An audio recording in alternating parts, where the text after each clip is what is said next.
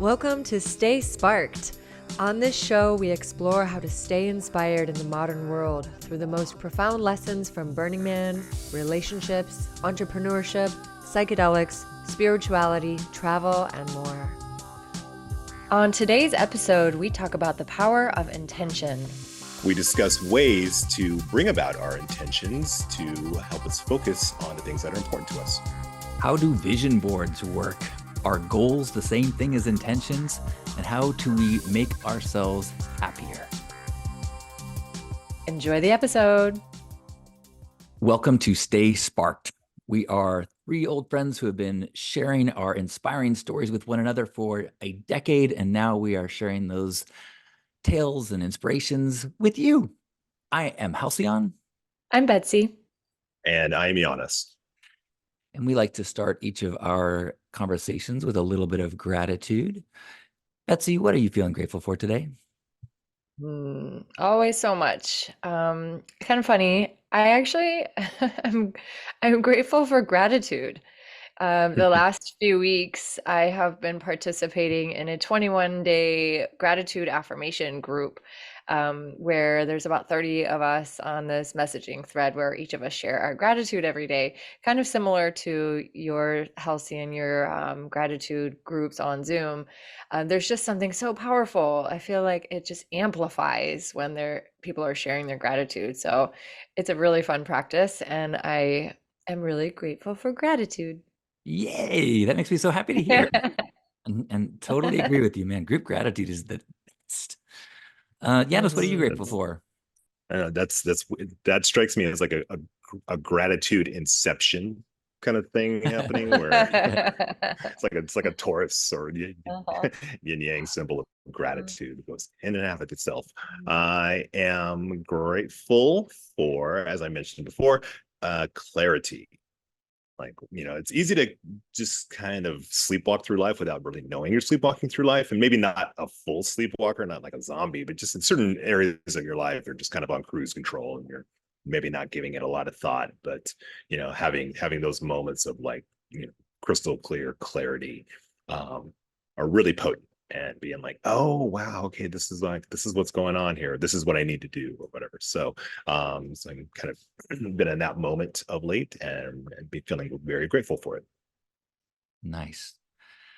Speaking of clarity and gratitude, my gratitude this week is for the clarity that a pain episode has given me. I've been in some really extreme pain for 3 weeks now due to a pinched nerve. And while it has been one of the most challenging experiences of my life, as it has subsided a little, I have a renewed baseline of gratitude, where I now feel like it doesn't require anything for me to feel grateful now, that just nothing, a moment without pain is now a treasured moment. And that recalibration has really helped me to be grateful in a way that I never felt before. So I'm going from cursing my experience to gratitude for that experience, for the experience of pain.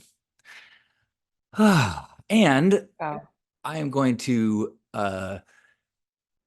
think forward, imagine, and have a vision for a pain-free future, because our topic today is about intentions and visioning and readjusting our sails to a future that we want. And so I wanted to first see if Betsy, if you could give us a little, why is making intentions and having intentions helpful and important? Well, I know personally, I have not always been a very intentional person. When I was in my younger years, I didn't even really know what that word meant. And I would just go through life just doing the thing that I'm supposed to do.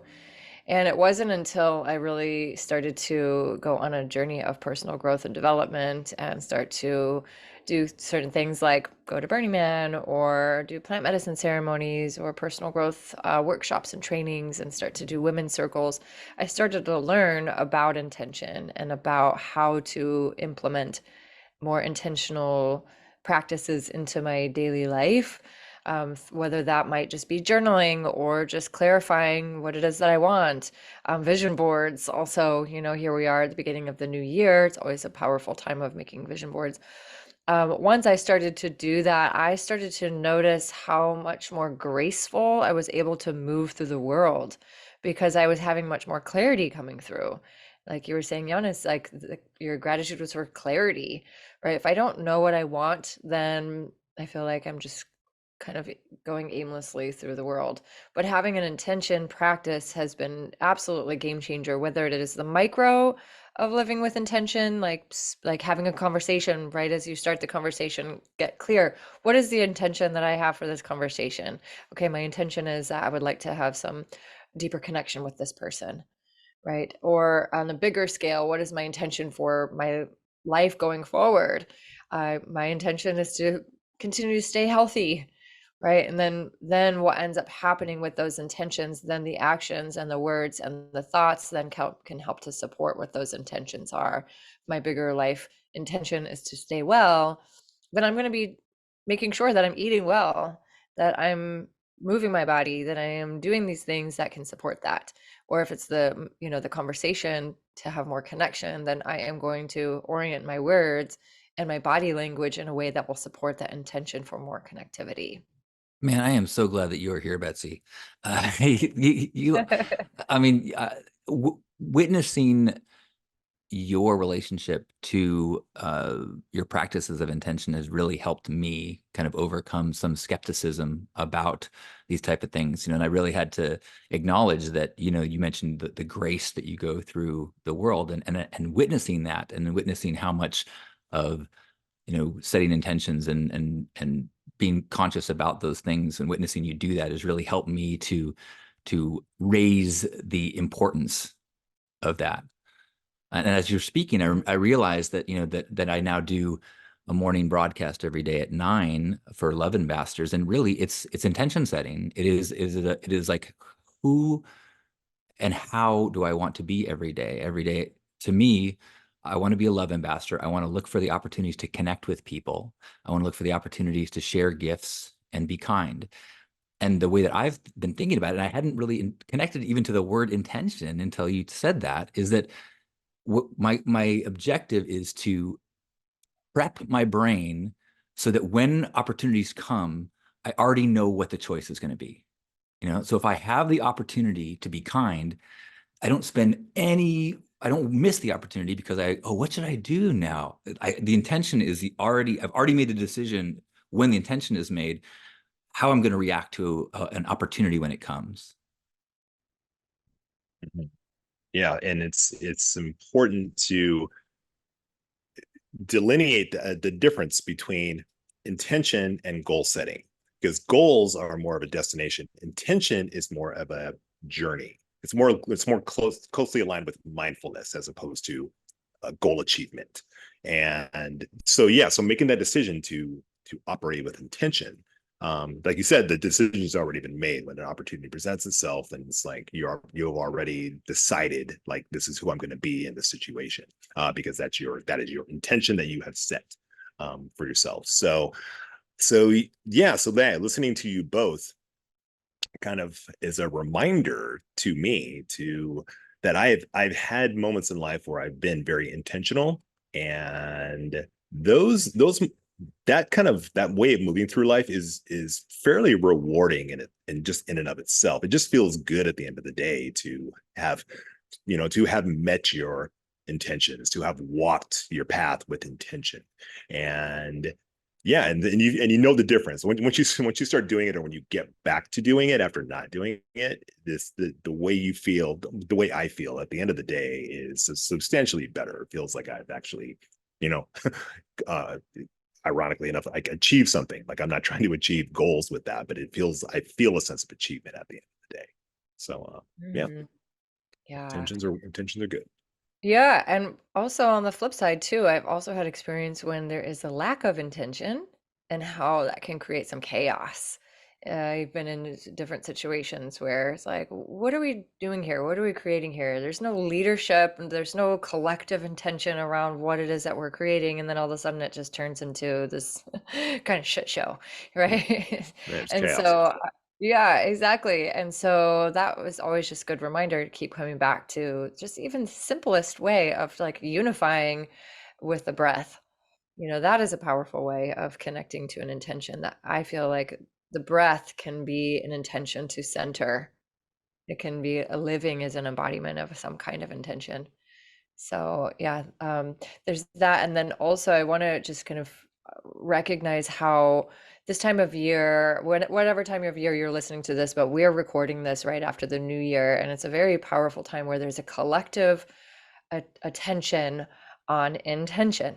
There's many gatherings of vision board creation, and people are asking, what's your word of the year? And, a lot of intention setting. What are you wanting to aspire to this year? And I love that so much because there is a lot of good energy that comes when there's collective attention. And also, one of the things I really value is listening to the celestial guidance, the astrological pinpoints that help us to set intentions, right? The new moon, for example, is a monthly opportunity to get clear about what it is that we're setting intentions for, right? The farmers would plant seeds on the new moon, and that is also a really powerful time, metaphorically speaking, to plant our own seeds. And so I personally have really enjoyed the practice of having that cyclical experience of getting clear about what my intentions are, and then starting to then break it down even to more daily intentions and checking back in around what was my intention last month, and then coming back around and seeing where have I actually been either continuing to stay committed to that intention, or where have I been slipping or to being distracted. I'm using it as sort of like these pillars to help keep me in line with why I'm here on this planet, right? Because otherwise then I might be just kind of flailing around. Yeah. Yeah. And it's and then and I understand that there's some people who are like, they hear the word astrological and they immediately like, if not check out, but just kind of like there's a little bit of an eye roll that might happen. But I really feel there's something to be said. I think the best way to frame it for me, I'm not one of those people, but it's that rolls my eyes at stuff like that. I mean, there's just enough evidence for me that is like, I don't need it proven to me. So but it's just a framework for us it is a framework for us to hang our intentions on. Like, what do I want to bring in to my life? What is my intentions for the next 28 days? Let's say, which would be a full phase of the moon. And you can, choosing that, or choosing a year, like what for this year, or from this season, what have you. For me, it helps me feel like I'm more in the flow with nature, and I've got nature on my side to bring these things about, to get me to where I want to be, or just to allow me to walk, my path with natural support, shall you say. And it's whatever you believe. Like I talked to I talked to somebody who fancied herself a witch once, and she was talking about how she does certain things. I'm like, why? I go, how do you know this works for you? How does it work for you? She's like, it works because I believe it works. And it was like, and I just looking around at her life, I was like, you couldn't really argue with the results. It's like she was living pretty high. And it was all, she created it all. Like nothing was gifted to her. She made it all happen. And so that was a first, like, you know first moment for me, realizing like, wow, people, setting intentions, vision boarding, what have you, like there's something to that practice that helps us stay in alignment with what our values are, what we're looking to experience in this world. Well, as one who is farther down the eye roll spectrum, I am appreciating that as we're talking here, intentionality can be totally and completely outside of any woo-woo. Because I mean, there's like a company, a project has a mission statement. You have that you what you all agree, what is the intention of this company? We are trying to raise the level of blah, blah, blah, blah, blah. And you have to really be in agreement on your intention so that you know the direction you're heading and you can know that you're in alignment and you're not getting distracted. And the same is true with your personal, goals or direction of your year or your month, or even of this show. I don't know. Would you be comfortable, Betsy, sharing? You kind of set our intentions before every episode. What's the intention of this show? Yeah, sure. A little peek behind the curtain for our listeners out there. Before we start recording, we do a little meditation and we ground ourselves and we remind ourselves and each other of the intention for being here. And our intention, as the title says, Stay Sparked, is we are here to share sparks of inspiration for those out there who may be able to receive them. And really, that's what this is about, sharing inspiration, right? And that directs a lot of our conversation, right? We always try to stay within that rhythm and that flow of spreading sparks because that's what we're here to do. Yeah. So if the intention was something different, then we wouldn't be in these kinds of conversations. We would be directing it in different ways, but having that overarching or that like pinpoint on the horizon, it keeps us in that on that path. Yeah. And Yep. it helps shape Yeah. our conversations because there are times when we're discussing the topic and you often will bring us back. Well, how is this in alignment, with our intention? And I think that's so helpful. Like, oh, right, we're not just here to vent about some grief or problem. Like, how do we align an idea towards our intention? I really think that's helpful in so many aspects of our lives. Indeed, intentions operate as a north star in our life. It kind of keeps us focused, keeps us moving in the direction that we want to be going, eyes on the prize, so to speak. I wanted to also bring up, Betsy, you mentioned vision boarding before, and I wanted to just touch on this briefly. I think a lot of people know what that's about, but I wanted to just kind of hear from your guys' experiences on that. And Halcyon, pop quiz. Have you ever done a vision board? I have never done a vision board, and I'm glad you brought this up because that's the next thing I had in my notes. Because I think that there's before we get into it, well, let me just see, and you can correct me. But to me, I feel like there's a very significant difference between intention setting, which is heading in a direction, and vision boarding, which is a concrete visual of some place that you want to land. So I have an aversion to specifically saying like I want a mansion with a big pool because it feels I don't know, I'm scared of having too specific a goal. And so I'm a little I don't know if I'm afraid of failing or I want to make sure that that my intentions and directions are towards feelings more than anything physical in the world. But I would love to hear your guys' perspectives and why vision boarding is a helpful tool. I defer to Betsy. I know I'm cracking up over here because we're on the opposite sides. I've made so many vision boards and it's such an amazing practice.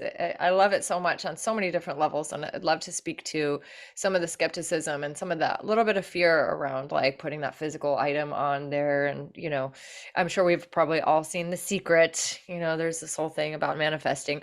But for me, there's this a much deeper practice than just trying to bring into my life physical items like a car or a house or different physical things. There's a certain tone that comes through art that can help to really fine tune my feelings.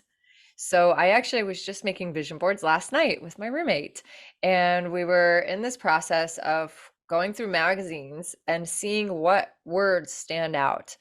Right? There's all this text in magazines, and it's really interesting to see which words pop out. And we just start cutting out for like an hour. We're just cutting out a bunch of words, just tons of different words, which ones really resonate. And then we laid out all the words and looked. And so I'm like, wow, this is where my subconscious mind is starting to feel really attracted. What am I actually, what is about these words, right?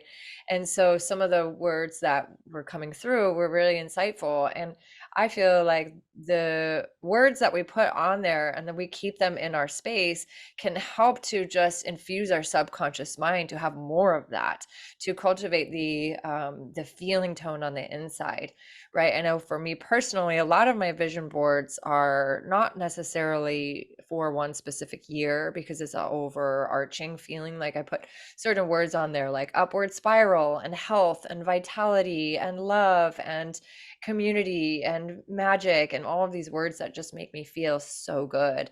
It's kind of in a way another way of using affirmations, you know. And then also the imagery then can reflect certain things.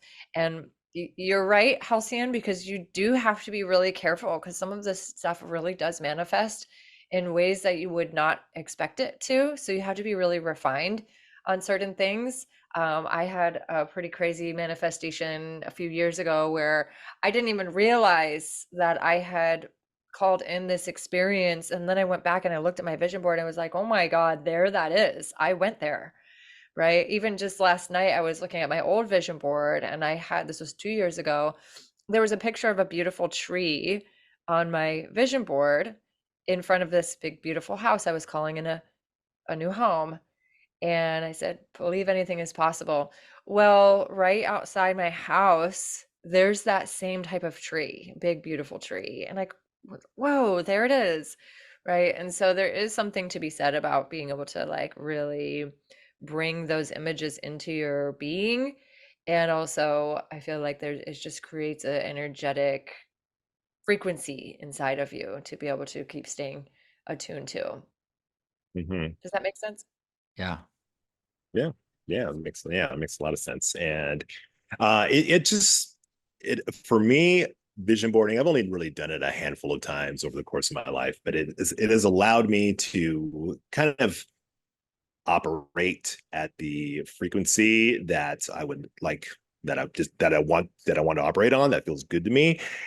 And I've used it before to like, focus on maybe acquiring specific things like a car, for example. But that has allowed me to one, like get the car I wanted, which I will touch on. Well, I'll touch on for a second because it's kind of funny, and also just to kind of start living my life in a way that would allow this thing to come in. So it's not like I'm just expecting putting my vision on, or cutting out a photo and putting it on, or cutting out words and just expecting it to happen. It allows me to, it gives me, kind of a intention to walk in the world in ways that bring these things in. And I've had pretty positive experiences with that. And there was one time I did want a fancy car, nothing too fancy, but a very specific type and color of car. And so I went on the internet and I found the color of this car, found the exact car I wanted, and I cut it out and I'm putting it on this board. And then I just had this voice in my head that was like, maybe you should spend less time cutting out pictures of what you want and actually put some action towards getting what you want. Just this very idea just came rushing in. So I was like, okay, after I just pasted it on this board. And so I just went back on my computer, back on the browser, and went and found out where that car was at, which happened to be, there was only two of these cars that were for sale in the entire country. One was in Arizona and one was just up the road from me in Orange County, which was the exact picture of the car that I had actually cut out, was the one in Orange County. And 3 days later, I had this car in my driveway, and the exact one that I cut the picture out of, and it was like, oh, if I hadn't had that intention, like if I hadn't given attention to the vision board and just had the idea, like this is something I wanted, I might not have ever gotten that car. And this is one tiny example of, kind of the power of that, at least for me. And so I also wanted to touch on housing. Maybe this is something you're going to lead to, I don't know. But I wanted to ask you how let's say the power of vision boarding or intention goes with or against one of your pink philosophies, the pink path philosophies of the love more, fear less, float more, steer less philosophy. Yeah. The idea of, I would incorporate, I sum it up as being like, yeah, just let your ship just kind of go. You might be pleasantly surprised where you end up at if you just stop gripping the wheel so tightly. So how does intention and things like that jive with that philosophy? I love you bringing that up because that's exactly what my head is spinning around right now. And I love your your story of the car, because I think that is helping my eye rolling, not happen, because your story, this intention setting, this vision boarding, it's really just kind of uh, giving your mind, if you purely on a thoughts and minds and consciousness basis, it it, it it's allowing you to make choices towards the goal that you have. So, you're not just floating and allowing the universe to float you to it. What were you going to do in your next moment? Oh, I'm going to reach out to that person, or something, some opportunity comes to you, and which choice is towards that car and which choice is away from that car. And until you put the car as the intention, you don't have that clarity on what choice is in the direction of your intention. I'm not sure if I'm explaining that well, but in my mind, I'm like, oh, this is making a lot more sense to me. As far as float more, steer less, it's, I think I use it as a way of double checking. If you decide that you want a certain car, and then it's just you keep getting obstacle, there's maybe the current is taking you towards something else, and you can use your energy a lot better if you are swimming in the direction of the current. So floating more doesn't mean doing nothing and allowing things passively to happen to you. It means trying to tune into a deeper current that's happening and using that to your advantage. And I think that it's a real balance thing. I think that's one of the big struggles in a lot of spiritual journeys, is discerning, how much do I allow versus how much do I make happen. And I think people are often afraid that if you let go of your shoulds, that you'll actually do nothing.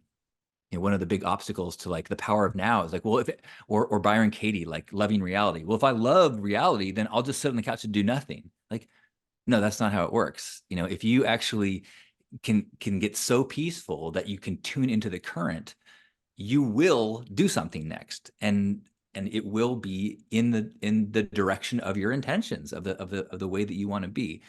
And so to me, the float more, steer less is more about of that discernment of, am I forcing my way towards something, or am I working with the current? And the way that you guys are helping me see, they work together.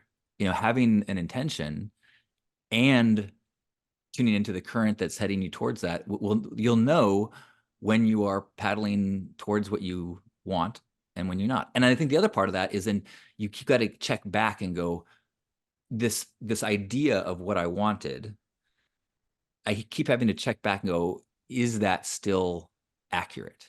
Or when I had that desire, was it influenced by some aspect of external shoulds? Like, wait a minute, actually, I think the real reason that I wanted that car is because I saw my dad, like be impressed by that car when I was a kid. And so maybe that's not what I really want. What I really want is to feel impressive. So now when we retune into the current, what's the actual desired outcome, and that desired outcome could be in a Prius, because I will be impressive amongst my friends that care about, energy, something like that. Right. That's good. That's good. That's well said. It's funny. Yeah, I bet back in the day, I was impressed by the sexy car. What's in sexy to me these days is like 45 miles a gallon. So Right. I feel you on that. So Betsy, I wanted to ask you, and kind of take on what Halcyon was saying, the idea of like, if my intention is just I want to be happy. I just want to be happy. Is that enough? Is that enough to help us live a life of live the life of our dreams, the life we want? Is that enough of an intention to move forward with? Do we need to be more specific? What's your take on that? I just, I have a few thoughts on that. yeah. It's wonderful to be happy. And it's unrealistic to think that we're going to be happy all the time, because we are emotional beings and we have many, many different emotions, and it's always changing. I think it's powerful to set an intention to have more balance in our emotional state, right? It's very healthy to have, happiness in our lives. To aspire to have greater states of happiness is definitely a powerful intention, right? Especially if we're not feeling good a lot, right? And I think that having that intention, starting the day, for example, with an intention, right? I have a journal that is specifically for intention setting, right? And so it is, okay, my intention is to feel happy today. Okay, that is great. That's a great intention. And then we go back to, okay, then, well, what action steps am I going to take to help to cultivate more oxytocin and dopamine and serotonin in my body, right? We can't just be like, I'm setting the intention to be happy today, but then like grumble about all the things that aren't going well, or be frustrated about whatever it might be, right? It is that balance and co-creation with the universe, with our higher selves, whatever you want to call it. I feel like that action that you took to go get that car is an essential part, to be happy. Then I get to take action towards doing the things that help me feel happy, right? I can tell personally on my own, because that is one of my intentions as well, to be joyful and allow joy to guide a lot of my life. And I can feel if there's things that are like a little crunchy, then it's like, oh, okay, you know what? I need to go outside and get some sunshine. I haven't had sunshine in a while. Or I need to move my body. I haven't danced in like days. That usually doesn't happen very often because that is like one of my core vitamins is dance and movement, right? What are these things that I'm doing every day to help to keep living with that intention in mind, those action steps to help to support the intention. Yeah. Yeah. I think that the idea of I just want to be happy is a good start, but you really need to practice and seek and look for what are those things. What are the things that make you happy? Because if we don't give some thought and do some work on figuring out what those things are, you can slip into societal definitions of or stories about what makes you happy, and that often is not true. So as you were describing your actions of happiness, Betsy, like you're really clear, outside movement, there's all these things that are a part of your recipe for happiness. So an intentional life in that of these actions and activities and experiences is your recipe for happiness. I had someone this morning ask me, um, could I give up all this? I mean, all the online stuff that I'm doing, could I be happy, if I gave it all up? And I was like, well, I know that for me to be happy, I need to be of service in some way. I think we all do in some degrees, that we need to find a way to be a love ambassador in some way, to be of service to the world. So I think I could totally be happy giving all this up, but not I couldn't just do nothing. Doing nothing, I couldn't just be happy in a bubble. I know that for me to be happy, there has to be some sort of service. So I could shift away from online and do more coaching and more, I don't know. I would have to figure what those things are, but there is a recipe required. Happiness in and of itself is not enough of an intention to be helpful to me, I would think.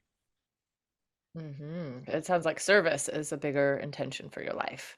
Yeah. That service is like a big, guiding force. And, you just sparked something I want to share that has been a huge part of my life and just self-discovery and intention setting practice, which is asking a very specific question to myself on a regular basis, which is, how can I share my gifts with the world in a way that is impactful, that is joyful, that is prosperous, that is rewarding, um, adding on all kinds of different things. How can I share my gifts with the world in a way today, just today? Or what steps can I take today to live in alignment to sharing my gifts with the world? Right? That helps me to clarify why I'm here on this planet, my mission. I know my mission is to share my unique gifts with the world in a unique way. And that's always changing, right? And that's what I find so much joy in, because then I get to be inspired and curious around how are my unique gifts that are continuously shifting and changing and evolving going to make a positive difference in the world? Right. And then that fuels so much of what I do and what I'm here to offer in the world and how I interact with the people in my life and how I show up and how I receive. So Mm. the questions that we ask too can help to refine the intentions. Yeah, I like the idea. I like the word Thank you, Betsy. That's potent. That's a potent share. And I like the word recipe. Kind of resonates with me. That kind of sparks in me that we can have these intentions for, whatever it is, a physical object or a living situation or a feeling to have, but there needs to be a recipe for that. Okay, so how are we gonna just? It's not enough to have the word like happiness or joy, printed up on the wall, unless we have like some idea of how we're going to, bring this into our life or how we're going to walk with joy. Um, so yeah, the idea of having a recipe or a plan, I think is key and essential. And And I we just want to one little interject. If you do put the yes, word please. happy or joy on the wall, it can infuse your subconscious mind in a way, right? And it can be supportive as a reminder, right? To keep coming back to that place of, okay, you know what? I am here on a mission to feel more joy in my life, right? So I think it's a part of it. As I agree with that, and there's been some studies or research when it comes to like neuroscience about how we tend to these things become just objects in our world that tend to lose significance over time. It's like that exercise bike uh, ceases to be an exercise bike and becomes a clothes hanger after after a while, unless you have a plan for that thing. So you can certainly, have live, laugh, love up on your wall. But I think it helps to maybe infuse that with some meaning for yourself, so that way it doesn't just become this, another decoration in your house, so to speak. So, so I hear you on that for sure. That Yeah. I reminds me of how, a gratitude practice can also lose meaning if every day you write my family, sunsets, my puppy, and it's why, as you've been experiencing, Betsy, when you're with a group and you hear other people's gratitudes and you have a practice that keeps it alive, can help you keep it active and alive and functioning in your body, in the same way that exercising, that exercise bike, you might stop using it, but if you go to a class and you're around people, then you're going to keep motivated and it's going to keep alive. So I think there's something in here about how community and accountability and practice makes all of these things much more potent.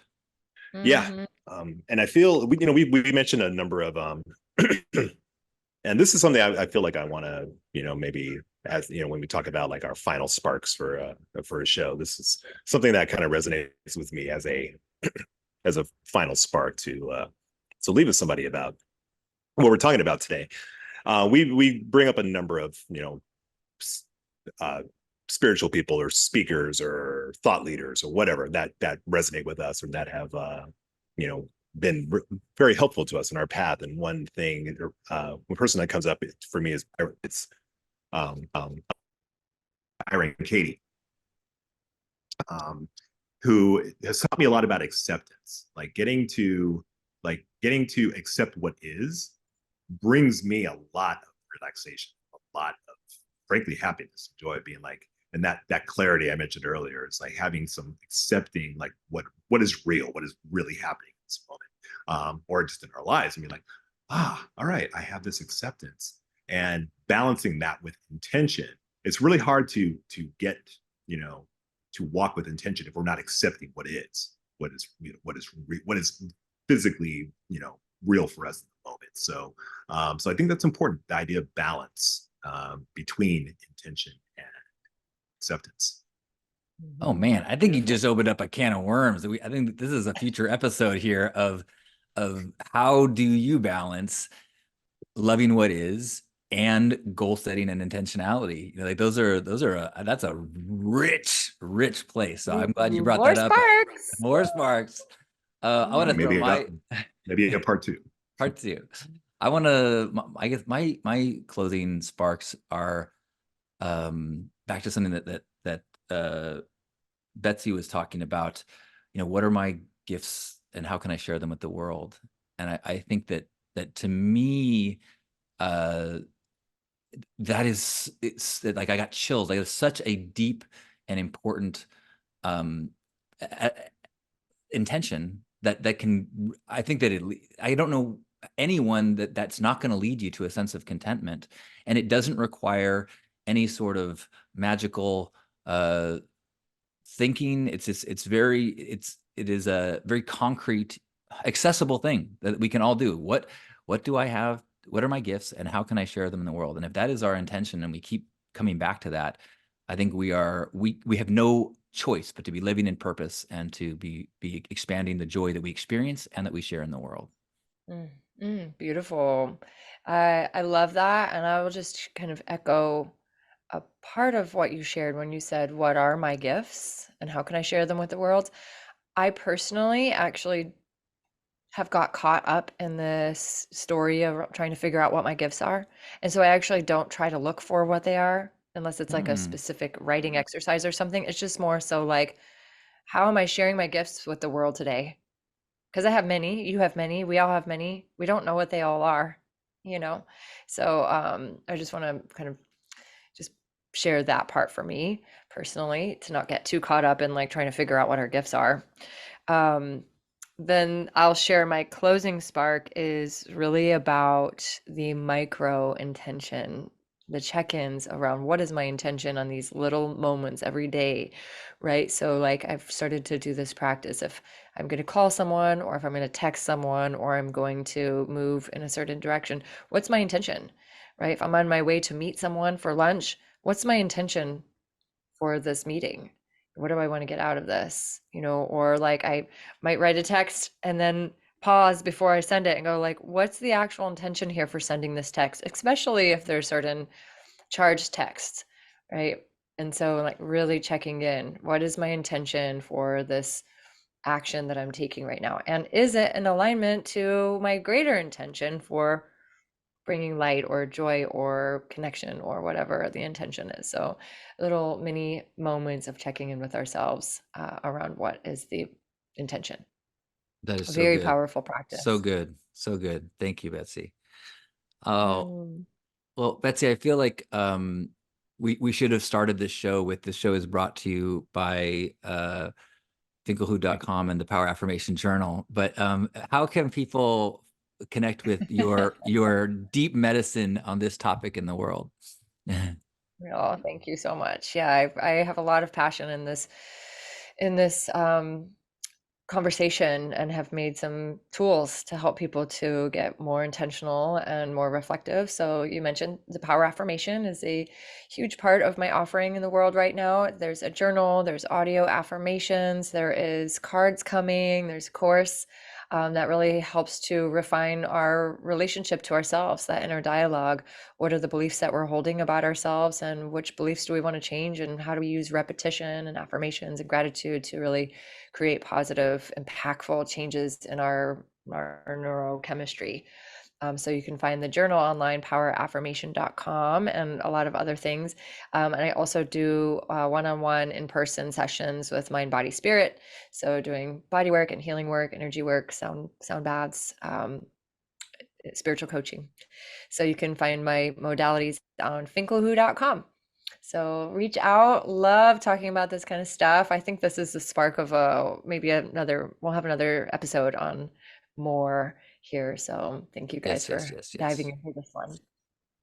Absolutely. So, as far as I go, you can find me online, just more specifically online, at nuworldnutritionals.com, spelled NU worldnutritionals.com. We have nutritional supplements, specifically a microdose product that is designed to elevate and improve your state of mind, helps alleviate symptoms of anxiety, depression, ADHD, improving focus, learning, memory retention as well, and getting good results with people dealing with symptoms of dementia and Parkinson's and anything neurological. It definitely helps with that. So, and you can find us online at nuworldnutritionals.com, and you can use the code SPARKED for 10% off of all of our products.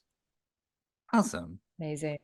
I started this conversation thinking that I was going to be the skeptic listening to you guys, and I realized that intention setting is a huge part of what I do and offer in the world. And so, a couple of those ways that you can connect with me and we can work together with that is the daily Love Morning broadcast at 9 a.m. That's currently on Facebook, YouTube, Instagram, and X, formerly Twitter. You can tune in and join us and set our intentions for the day. And also, depending on when you listen to this, I'm doing a in-person Love Ambassador Summit on January 13th and 14th, where we're going to come together, discover our gifts, and amplify those and share them with the world. If you see this later than that, make sure you come to johnstin.com and get on my mailing list for the future gatherings that we're going to be doing. And the links to the Love Mornings are there as well. John, JOHNSTYN.com.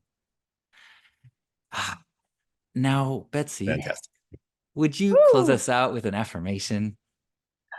Of course I will. I love the affirmations.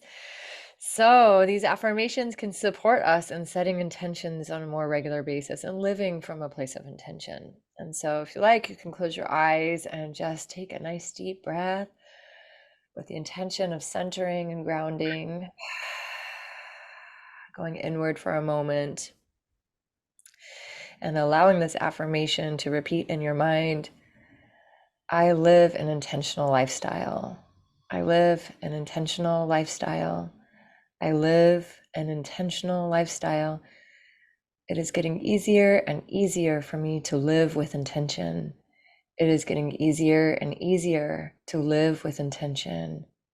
I remember the power of my intentions. I remember the power of my intentions. I remember the power of my intentions. I remember the power of my intentions.